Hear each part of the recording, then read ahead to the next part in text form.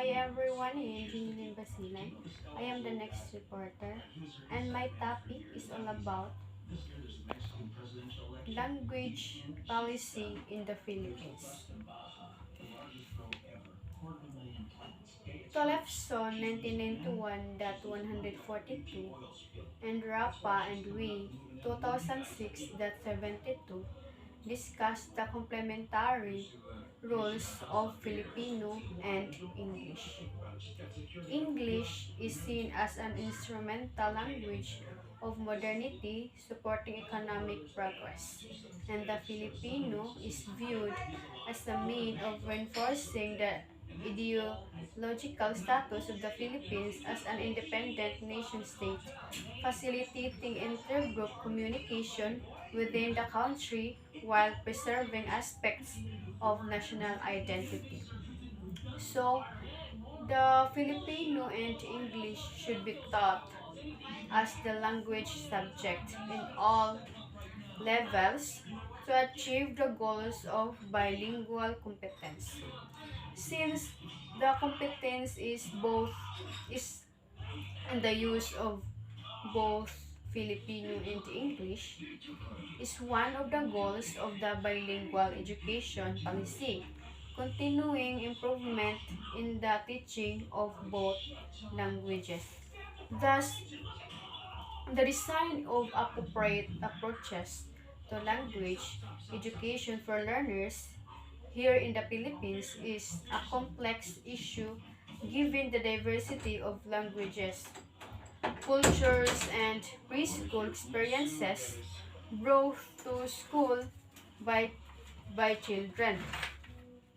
So next, the Philippines Education for All report, World Education Forum 2000, states that although the Philippines has had few problems or deficiencies with respect to access and participation in the primary education level.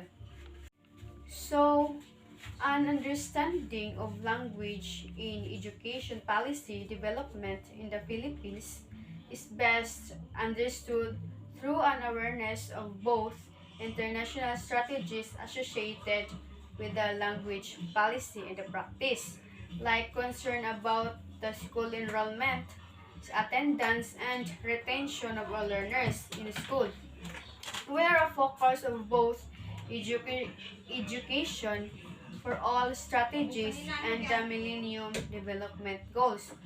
So the inclusive strategies that would address the needs of minority language communities and multilingual context. Language policy as it relates to education cannot be examined in isolation from the community in the broader social, economic, and political context that impact provision. Next is May 2000.167 notes that the education is viewed as perhaps is the key institution in the development and maintenance of the modern nation state. So the policies and practices that enable the provision and delivery of particularly the basic education are the foundation in establishing appropriate systems. The Philippines has a rich and diverse linguistic and cultural heritage. However, these communities faces challenges of marginalized identity on a national level, particularly in terms of appropriate education and development opportunities. Next is alternative policy solutions are required if equitable access to and opportunity for education is to be achieved, contributing to poverty alleviation and more equitable democratic societies. So, and many Philippine languages and cultural practices are lost as a result of the increasing power of the national language Filipino and the role of English as the official language. As these languages become more widely used, the identities of non-dominant language communities are undermined. This can result in social and economic inequalities, giving those who do not learn Filipino fairer opportunities to participate in the public life, access higher education, influence political decision, and embrace economic opportunities. Many social, political, and economic challenges can be linked to the root cause of an exclusionary language and the education policy. Next is the language policy of the Department of Education 1974 to 1987 required the use of two languages of instruction. Filipino and English languages were permitted only as auxiliary languages in the classroom. So, the intent was to bring the country together, the two languages, and promote fluency in English and Filipino. The National Board on Education issued Resolution number 73 2S 1973 on June 19, 1974, by Sibayan 1978, the 308, the official policy on bilingual education in the Philippines was instituted by Department of Education and Culture and Sports or DEX Order number 25 titled Implementing Guidelines for the Policy on the Bilingual Education. Next is the bilingual education policy was subsequently revised in 1987 DEX Order number 52S or DEX 1987A and DEX 1987B. So, in this revised policy, the regional languages were elevated to the role of auxiliary languages. The purpose of the policy was that the Philippines should become a bilingual nation with a population competent in both and the Filipino. This has been seen as a more realistic interpretation of the earlier practice, not dependent on the availability of materials in the local vernacular languages, but leaving the use of the local language to the discretion of the individual school, teachers and the teacher, and giving freedom to school administrations and teachers choose to develop their own curriculum to suit the local conditions and needs. So next is the role of English in the Philippines. The use of English, a result primarily of the American colonial legacy, has had a considerable impact, particularly in the education system, with some by 2005.8 believing that it has a damage and self-esteem of ethno-linguistic communities in the internal unity of these communities.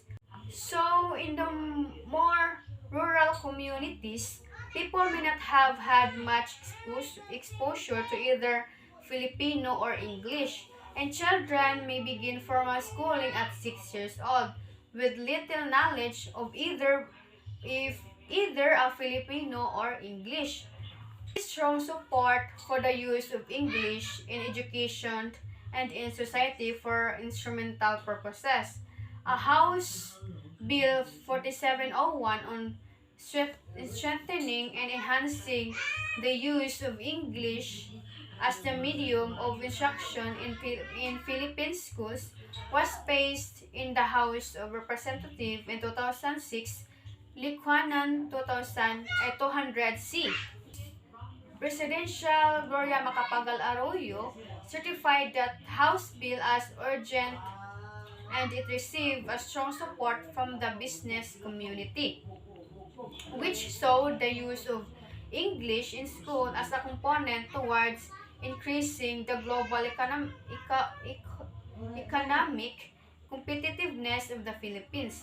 However, Acuna and Miranda 1994.7 state that there is hardly any clamor for English to be the national language.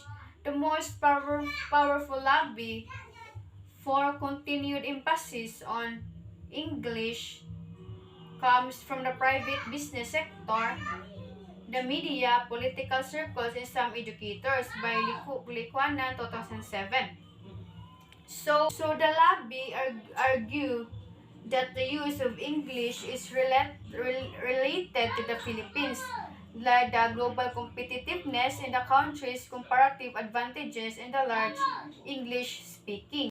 Both Filipino educators and the Filipino public realize that English is now a major world language and competence. Next is the 2.2 towards a multilingual education policy.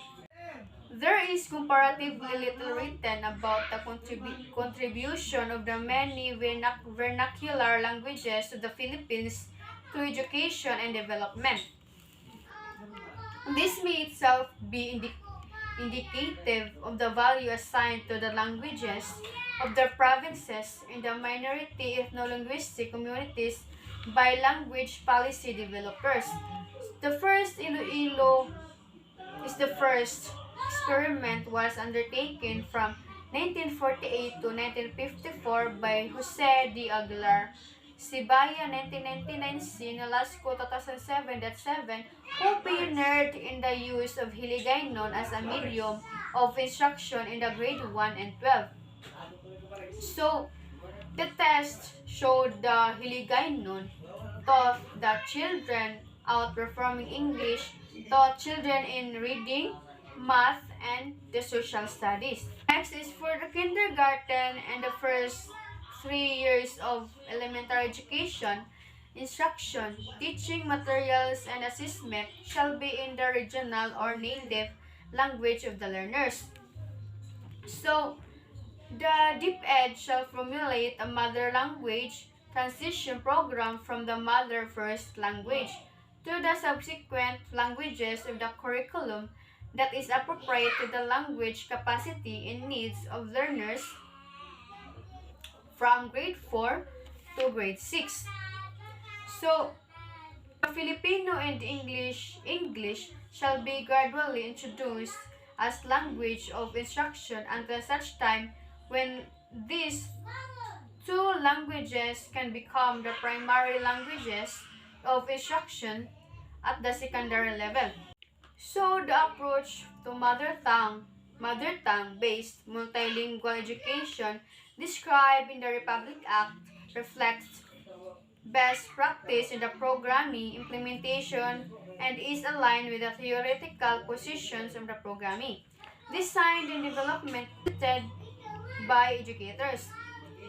Pragmatically, the Department of Education has decided that an incremental approach to supporting minority ethno-linguistic communities in the provision of mother tongue-based multilingual education has the potential of allowing systematic curriculum and materials development and equipping of teachers and educational administrators. Next is the chapter 2, Understanding Language.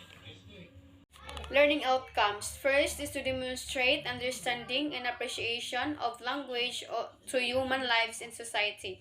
Second, explain the details of linguistic structure. Third, explain the arbitrariness of the language and how it changes over time. Next, state the basic demographic facts about the world and the Philippine language and its distribution. Next is differentiate the basic concepts and terminologies relating to language and linguistics. Last is to identify the major subfields of linguistics.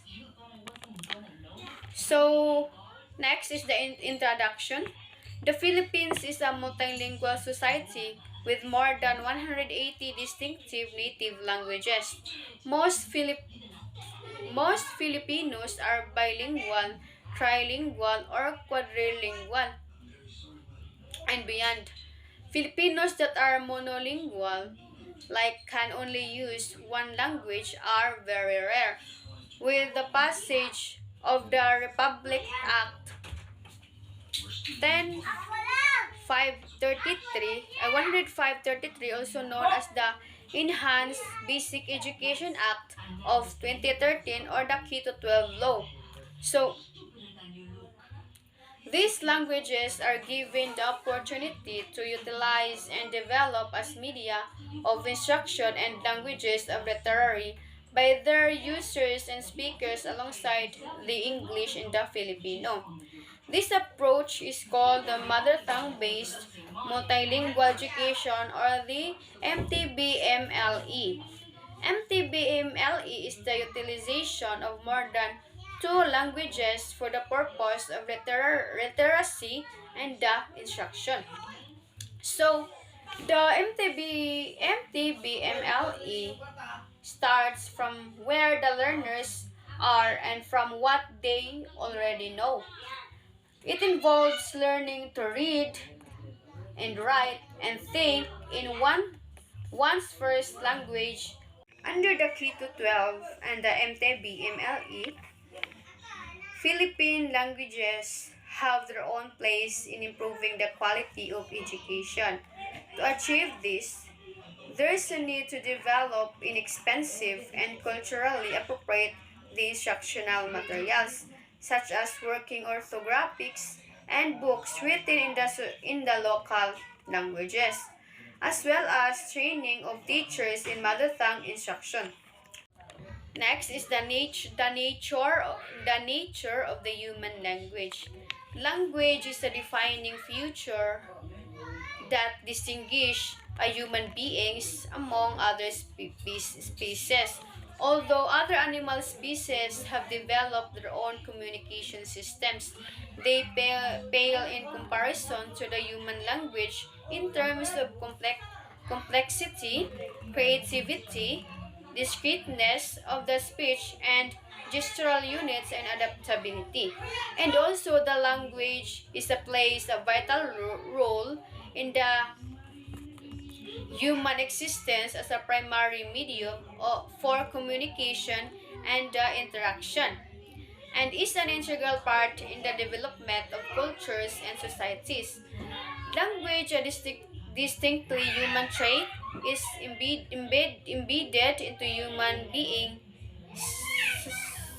being psychology, cognition, and thought process. So, so the position of language is what makes human beings unique. However, it has become a familiar aspect of daily life that one can easily take it for granted. This makes the study of language a necessary enterprise. So, the scientific study of language deals with the description of different but interrelated phenomena involved with language, its structure and use. So, it is never an easy task to describe, no? More so to define such an immensely, no, complex concepts as language. Linguists who mainly study this highly sophisticated phenomenon in the existence of humanity differ in their approaches and understandings of these concepts and often offer different and incompatible definitions. So, next is cognitive scientists who are greatly influenced by Noam Chomsky, an American linguist and political commentator, primarily view language as a psychological faculty, a mental organ, a distinct piece of the biological makeup of the brain, and a computational module. So, Chomsky argued for a universal grammar, an innate ability of the human brain to acquire language and proposed that there exists a linguistic acquisition device which supplies the child with the basic principles of the grammar. Excuse me. So, The language is also characterized as a tool for human communication. Grammatical structures of a language reflects constraints on use and needs of the users. Next is we have the functional theories of grammar view language as a product of more cognitive abilities that are also used in non-linguistic activities and not just a product of a specialized mental device by B. 1998. So, next is, as you can see, we have here a table.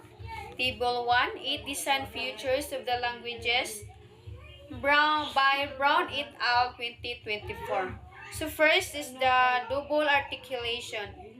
Explain that the language uses a small number of sounds, less than 50 in most languages, that are combined to produce a large but finite number of words which can be combined in an infinite number of sentences.